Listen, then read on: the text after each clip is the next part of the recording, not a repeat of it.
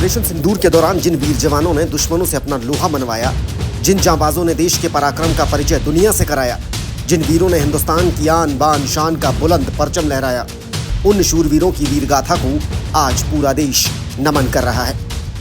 केंद्र सरकार ने देश की तीनों सेनाओं के जांबाज जवानों को दिए जाने वाले बहादुरी पुरस्कारों की वीर गाथा जारी की है। इन पुरस्कारों से उन सैनिकों को सम्मानित किया गया है जिन्होंने विभिन्न अभियानों, जिनमें हाल ही में पूरा हुआ ऑपरेशन सिंदूर भी शामिल है, इनमें असाधारण साहस और नेतृत्व का प्रदर्शन किया था। राष्ट्रपति द्रौपदी मुर्मू ने इससे पहले 127 बहादुरी पुरस्कार और 40 विशिष्ट सेवा पुरस्कारों को मंजूरी दी थी, जिसके बाद अब इन जवानों के विभिन्न अभियानों और इनके द्वारा दिखाए गए शौर्य की गाथा को प्रसारित किया गया है। वीर चक्र प्राप्त करने वालों में प्रमुख नामों में कर्नल कुशांक लांबा 302 मीडियम रेजिमेंट शामिल हैं, जिन्हें एक विशेष उपकरण बैटरी की त्वरित हवाई तैनाती को सफलतापूर्वक संचालित करने के लिए वीर चक्र दिया गया है।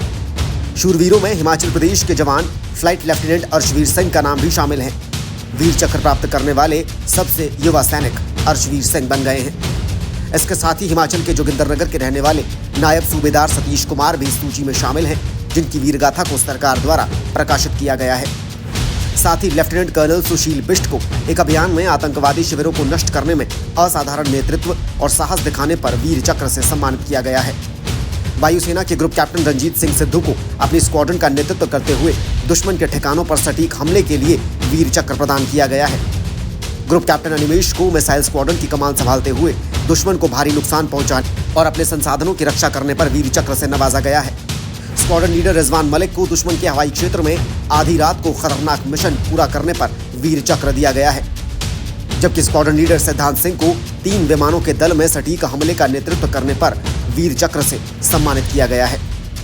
सरकार द्वारा जारी गजट अधिसूचना में कहा गया है कि इन अधिकारियों ने अद्भुत पहल, नेतृत्व और युद्ध कौशल का प्रदर्शन किया है और ये भारत की सशस्त्र सेनाओं की राष्ट्रीय सुरक्षा और तत्परता के प्रति समर्पण को दर्शाता है।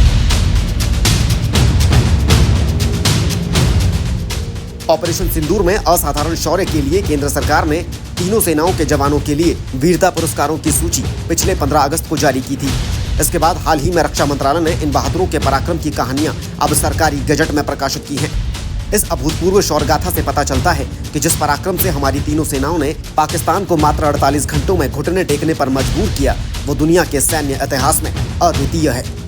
शौर्य की ये गाथा सुनकर वीरभूमि हिमाचल के लोग विशेष रूप से गौरवान्वित हुए हैं, क्योंकि प्रदेश के 2 सैनिकों को वीर चक्र से नवाजा गया है और ये सम्मान पूरे हिंदुस्तान के साथ साथ हिमाचल प्रदेश के लिए भी गर्व का पल है। ब्यूरो इनपुट के साथ धर्म प्रकाश, ली न्यूज़।